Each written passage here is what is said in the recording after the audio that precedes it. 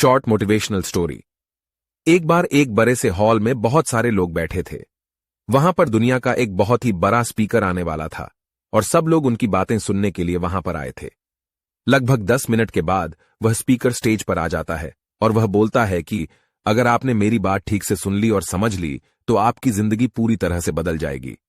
उसके बाद वह अपनी जेब से एक बिल्कुल नया चमकता हुआ 500 रुपये का नोट निकालता है और उसको ऊपर करके सबसे पूछता है कि ये नोट आप में से किसको चाहिए।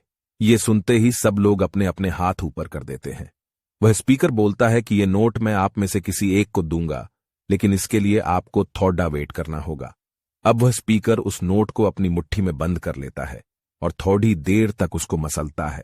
अब उस नए नोट में सल पड़ीडाच जाते हैं और वह थोड़ा पुराना सा दिखने लगता है और वह एक किनारे से थोड़ा फट भी जाता है।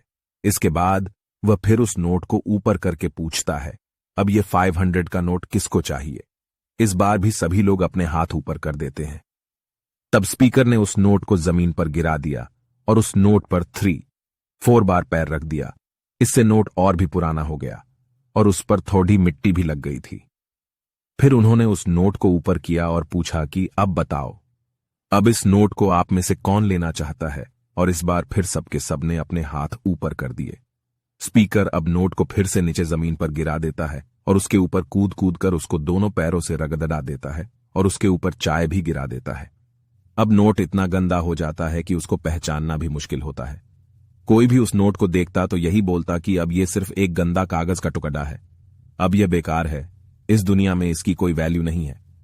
स्पीकर ने एक बार फिर उस नोट को उठाया और ऊपर करके सबसे पूछा, अब इस नोट को कौन लेना चाहता है।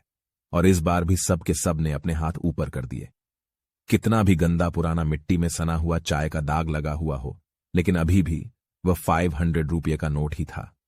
जिंदगी कई बार बड़े बड़े झटके देती है। आप एग्जाम में फेल हो जाते हो या जॉब के इंटरव्यू के बाद आपका सिलेक्शन नहीं होता। जब आपका बुरा समय चल रहा होता है और आप सिचुएशन का सामना कर रहे होते हो, उसके बाद आपको लगने लगता है कि आप सफलता के लायक ही नहीं है। आपको लगता है कि दूसरे लोग आपसे बेटर है और आप किसी काम के नहीं हो, आपकी कोई वैल्यू नहीं है। हमेशा याद रखो, इससे कोई फर्क नहीं पड़ता कि आपने कितनी बार सिचुएशन का सामना किया है, आप जिंदगी में कितनी बार फेल हुए हो। आपकी वैल्यू हमेशा वही रहेगी जो पहले थी।